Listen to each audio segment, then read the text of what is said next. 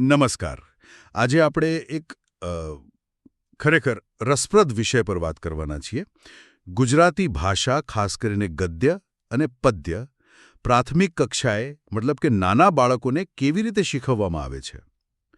આપણી પાસે 30 ગુજરાતી અધ્યાપન પદ્ધતિઓ નામનો એક સ્ત્રોત છે અને એમાંથી જ આપણે કેટલીક મહત્વની વિગતો લઈને આ શિક્ષણ પદ્ધતિઓનું વિશ્લેષણ કરીશું. હા, અને આપણો મુખ્ય હેતુ એ સમજવાનો છે કે આ ગદ્ય અને પદ્ય શીખવાનું મહત્વ શું છે, એના ઉદ્દેશ્યો શું હોઈ શકે, અને અગત્યનું એ કે કઈ પદ્ધતિઓ ખરેખર અસરકારક છે એમ કહી શકાય. બરાબર. કારણ કે આ ચર્ચા જે છે એ ભાષા શિક્ષણ શાસ્ત્રને ઊંડાણથી સમજવામાં મદદ કરશે.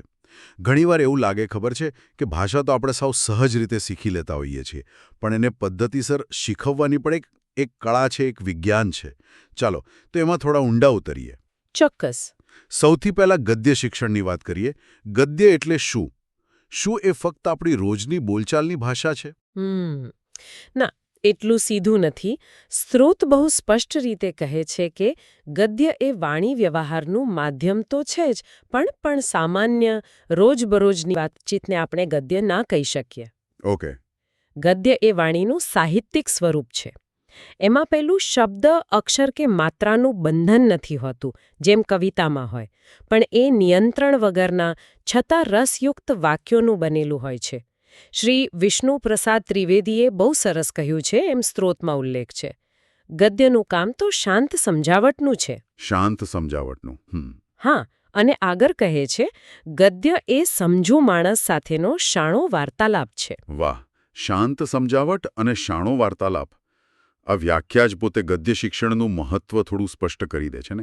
તો સ્ત્રોત મુજબ આ પ્રકારનું શિક્ષણ બાળકો માટે, વિદ્યાર્થીઓ માટે આટલું અગત્યનું શા માટે છે? જો, એના ઘણા કારણો છે.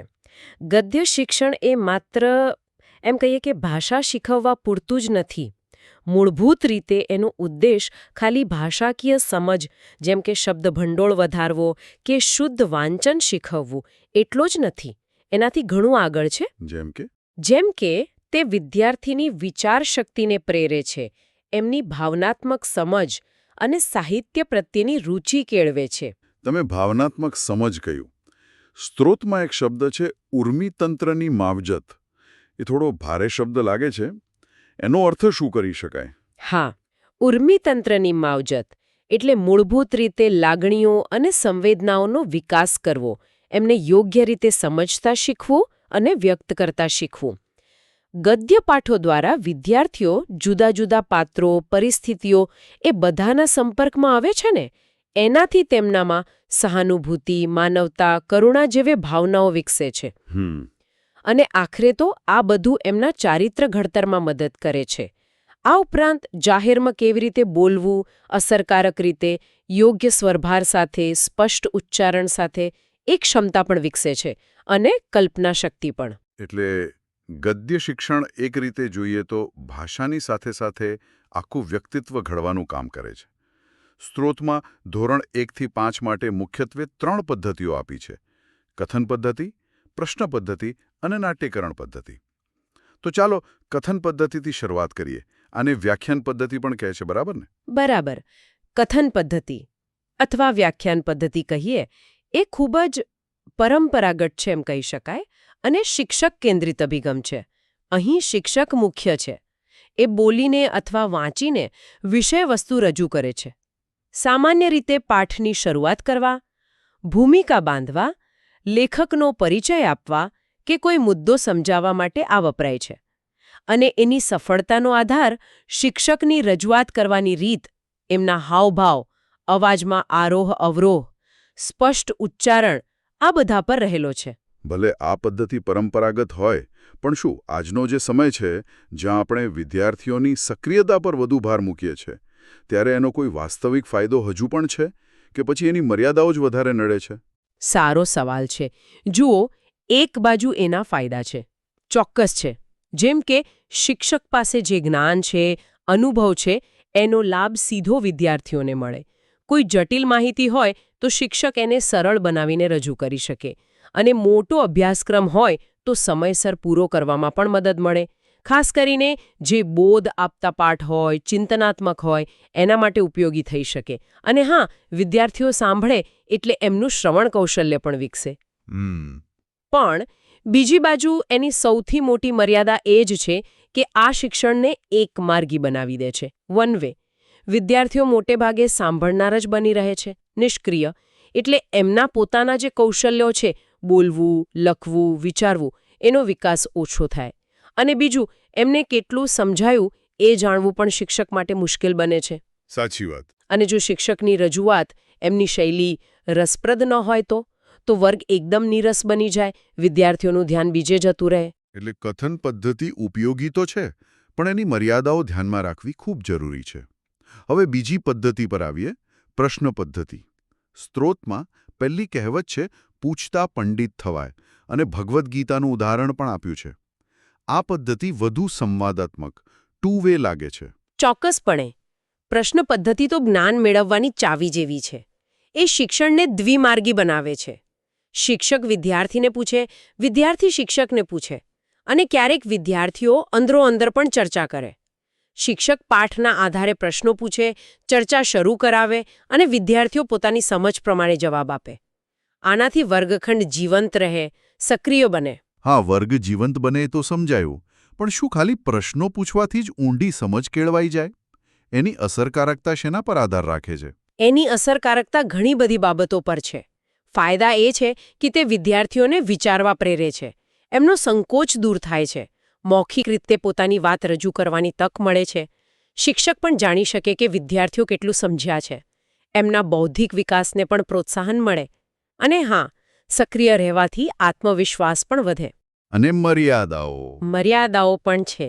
જેમ કે સફળતા માટે શિક્ષકમાં સારા પ્રશ્નો પૂછવાની કળા હોવી જોઈએ.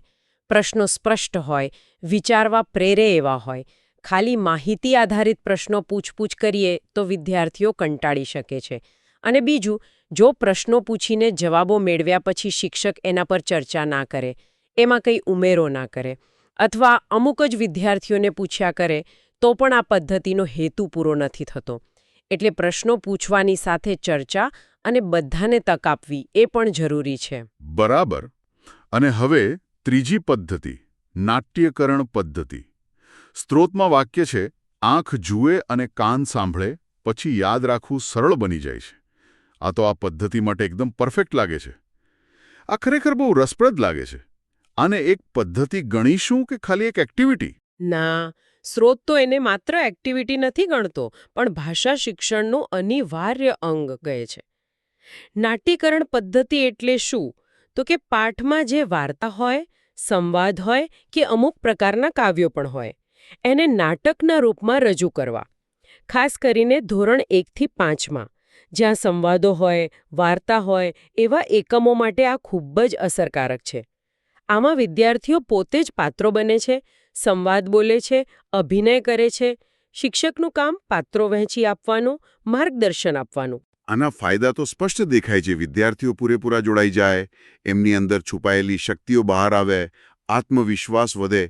પણ આમાં કઈ મુશ્કેલીઓ, પડકારો પણ હશે ને? હા, પડકારો પણ છે જ. સૌથી મોટો પડકાર તો સમયનો છે.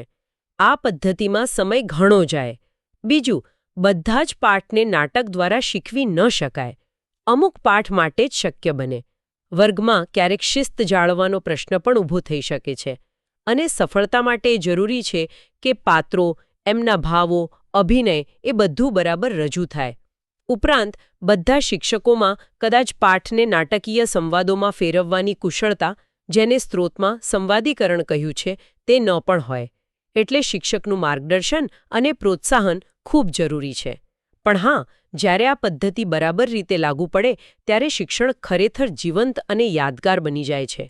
તો ગદ્ય શિક્ષણની આ ત્રણેય પદ્ધતિઓ જોતા એવું લાગે છે કે કોઈ એક જ પદ્ધતિ શ્રેષ્ઠ છે એવું નથી. કદાચ કથન અને પ્રશ્ન પદ્ધતિનું મિશ્રણ કરવું અને જ્યાં શક્ય હોય ત્યાં નાટ્યકરણનો ઉપયોગ કરવો એ વધુ અસરકારક રહે.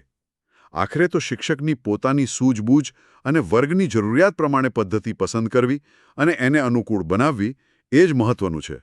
બિલકુલ સાચી વાત. હવે આપણે પદ્ય એટલે કે કવિતાના શિક્ષણ તરફ વળીએ. ગદ્ય કરતાં પદ્યનું સ્વરૂપ અને એની અસર થોડી જુદી છે. પદ્ય એટલે એવી રચના જેને ગાઈ શકાય, જેમાં લય હોય, તાલ હોય અને ઘણીવાર શબ્દ, અક્ષર કે માત્રાનું બંધન પણ હોય. સ્ત્રોત કહે છે, વાક્યરૂપી શરીરમાં જે રસરૂપી જીવ છે તે કવિતા, મતલબ કે એનો આત્મા રસ છે. હા, બરાબર કહ્યું. પદ્ય મુખ્યત્વે ભાવો અને સંવેદનાઓ સાથે જોડાયેલું છે. એનો લય જ આનંદ આપે છે અને સીધું હૃદય સુધી પહોંચે છે. સ્ત્રોતમાં એમ પણ કહ્યું છે કે કવિતા કઠણ હૃદયને પણ કોમળ બનાવી શકે છે અને દુઃખમાંથી પણ આનંદ મેળવવાની દ્રષ્ટિ કેળવી શકે છે. એટલે જ પદ્ય શિક્ષણનું મહત્વ પણ કંઈક અલગ જ છે. તો પદ્ય શિક્ષણના મુખ્ય ફાયદા શું ગણાવી શકીએ? ગદ્યની જેમ આ પણ કદાચ ખાલી ભાષા શીખવા કરતાં કંઈક વિશેષ હશે. ચોક્કસ. પદ્ય શિક્ષણ આપણી લાગણીઓ, ઉર્મિઓ, સંવેદનાઓ આ બધાનું ઘડતર કરે છે. તે આપણી સંસ્કૃતિ અને આપણો જે સાહિત્યિક વારસો છે, જેમ કે લોકગીતો છે, આખ્યાનો છે, શૌર્ય ગીતો છે, એની સાથે આપણને જોડે છે અને કવિતામાં પેલી ગાગરમાં સાગર સમાવવાની શક્તિ હોય છે. ગાગરમાં સાગર, આ મુદ્દો રસપ્રદ છે. એનો મતલબ શું? કે કવિતા જ્ઞાનને ટૂંકું અને યાદગાર બનાવે છે. હા, બરાબર એ જ. તમે જુઓ, સૂત્રો છે, સુભાષિતો છે, ભજનો છે, આ બધા પદ્ય સ્વરૂપો છે ને, જે જ્ઞાન અને મૂલ્યોને ટૂંકમાં અને અસરકારક રીતે પેઢી દર પેઢી પહોંચાડવામાં મદદરૂપ થયા છે. આ ઉપરાંત પદ્ય શિક્ષણથી કલ્પના શક્તિ ખીલે છે. શબ્દો દ્વારા ચિત્રો જોવાની ક્ષમતા વિકસે છે અને લય, તાલ સાથે યોગ્ય આરોહ અવરોહથી કાવ્ય પઠન કરવું કે ગાવું એ કૌશલ્ય પણ કેળવાય છે. કવિ શું કહેવા માંગે છે, એમના ભાવોને સમજવાની અને તેને પોતાના શબ્દોમાં વ્યક્ત કરવાની સૂઝ પણ વિકસે છે. સ્ત્રોતમાં રાયબર્નનું એક કોટ છે કે કવિતા બુદ્ધિથી સમજવા કરતાં અનુભવાય એવું વાતાવરણ બનાવવું એ શિક્ષકનું મુખ્ય કામ છે. અને એમ પણ કહ્યું છે કે કવિતા તો કાનની કલા છે. આ વિચારો પદ્ય શિક્ષણની પદ્ધતિઓમાં કેવી રીતે દેખાય છે? હા, આ વિચારો પદ્ધતિઓમાં સ્પષ્ટ દેખાય છે. પ્રાથમિક ધોરણ માટે એટલે કે 1 થી 5 માટે મુખ્ય 3 પદ્ધતિઓ સ્ત્રોતમાં આપી છે: ગીત અભિનય પદ્ધતિ, અર્થબોધ પદ્ધતિ અને તુલના પદ્ધતિ. ઓકે, તો ચાલો ગીત અભિનય પદ્ધતિથી શરૂ કરીએ. નામ પરથી જ લાગે છે કે આ બાળકોને ગમતી હશે. હા, ચોક્કસ. આ પદ્ધતિ નાના બાળકો માટે ખૂબ જ સ્વાભાવિક છે અને આનંદ આપનારી છે. આમાં શું થાય તો કે કવિતાને એક સુંદર રાગમાં ગવડાવવામાં આવે અને સાથે સાથે એના ભાવ પ્રમાણે શારીરિક અભિનય પણ કરાવવામાં આવે. કારણ કે નાના બાળકોને કવિતાના ઊંડા અર્થમાં કદાચ એટલો રસ ન હોય જેટલો એના લયમાં, તાલમાં અને અભિનય કરવામાં હોય છે. અને આનાથી કાવ્ય સહેલાઈથી યાદ પણ રહી જાય છે અને કાવ્ય પ્રત્યે રુચિ પણ જાગે છે. એ તો બરાબર કે બાળકોને ગમે, પણ શું આનાથી કવિતાની સાચી સમજ કે એની કદર કેળવાય કે પછી ખાલી ગોખણપટ્ટી જેવું થાય છે? જુઓ, પ્રાથમિક તબક્કે ખાસ કરીને પહેલા બીજા ધોરણમાં મુખ્ય હેતુ કાવ્ય પ્રત્યે રુચિ જગાડવાનો અને લય તાલનો અનુભવ કરાવવાનો જ હોય છે. ગીત અભિનય પદ્ધતિ આમાં ખૂબ સફળ રહે છે. એ બાળકોમાં સ્ફૂર્તિ લાવે છે, મુખપાઠ કરવાની વૃત્તિને પ્રોત્સાહન આપે છે અને ભાવને અભિવ્યક્ત કરવાની તક આપે છે. એ સાચું છે કે આનાથી કદાચ ઊંડો અર્થબોધ ન થાય, પણ કવિતા માટે એક પ્રેમ, એક લગાવ જરૂર કેળવાય છે, જે ભવિષ્યમાં સમજ માટે પાયો નાખે છે. અલબત્ત એની મર્યાદા એ છે કે બધા કાવ્યો આ રીતે ના શીખવી શકાય અને શિક્ષકમાં ગાવાની અને અભિનય કરવાની આવડત હોવી જોઈએ. સમજી શકાય એવું છે. હવે બીજી પદ્ધતિ અર્થબોધ પદ્ધતિ, જેને શબ્દાર્થ કથન પદ્ધતિ પણ કીધી છે. આ નામ પરથી જ લાગે છે કે તે અર્થ સમજાવવા પર વધુ ફોકસ કરે છે. હા, આ પદ્ધતિમાં કાવ્યના શબ્દોના અર્થ કહેવા, આખી કવિતાનો ભાવાર્થ સમજાવવો અથવા તો વિદ્યાર્થીઓ પાસે જ શબ્દોના અર્થ કઢાવવા, એના પર ભાર મુકાય છે. સ્ત્રોત કહે છે કે ધોરણ 3 થી 5ના અમુક કાવ્યો હોય, જેમ કે કોઈ પ્રસંગનું વર્ણન હોય, સ્થળ વર્ણન હોય કે પૌરાણિક આખ્યાન હોય, એના માટે કદાચ આ ઉપયોગી થઈ શકે. પણ સ્ત્રોત આ પદ્ધતિ માટે બહુ જ એમ કહીએ કે કડક ચેતવણી આપે છે. ના છૂટકે જ અપનાવવી. આવું કેમ? શું અર્થ સમજાવવો એ કવિતા શિક્ષણનો ભાગ નથી? અર્થ સમજાવવો એ ચોક્કસ ભાગ છે જ, પણ કઈ રીતે સમજાવવો એ મહત્વનું છે. અર્થબોધ પદ્ધતિની મુખ્ય તકલીફ એ છે કે જો તે ફક્ત શબ્દોના અર્થ કહેવા કે ભાવાર્થ સમજાવવા પૂરતી જ રહી જાય તો તે કવિતાનો જે આત્મા છે, એનો રસ, એનો લય, એનો ભાવ એને મારી નાખે છે. કવિતા તો એક આખી અનુભૂતિ છે. એને તમે શબ્દે શબ્દે છૂટી પાડીને સમજાવો તો એનો આનંદ જતો રહે. ઓહ, એટલે કે એ કવિતાના અનુભવને તોડી નાખે છે. હા, સ્ત્રોત સ્પષ્ટ કહે છે કે આ પદ્ધતિ કાવ્યના હાર્દ સુધી ભાગ્યે જ પહોંચાડે છે અને ઘણીવાર વર્ગને નીરસ બનાવી દે છે.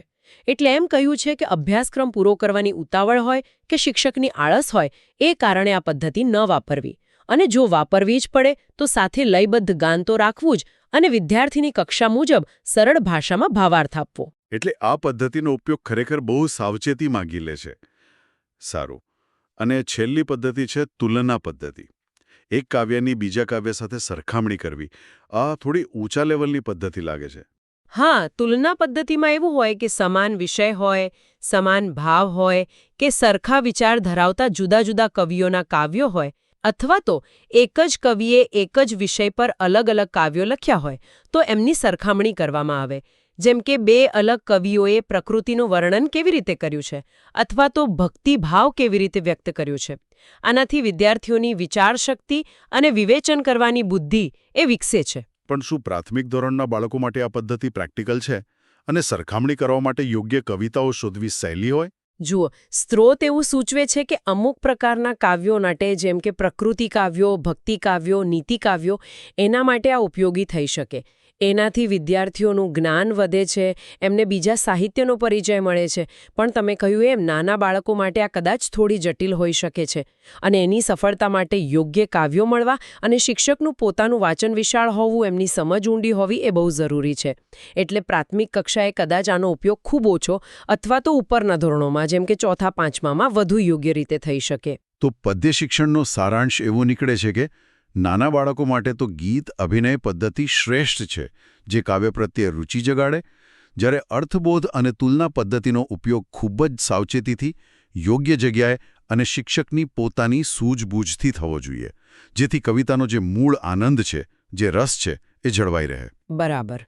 તો આજે આપણે ગુજરાતી ગદ્ય અને પદ્ય શીખવવાની આ અલગ અલગ પદ્ધતિઓ પર ઘણી ઊંડાણપૂર્વક વાત કરી.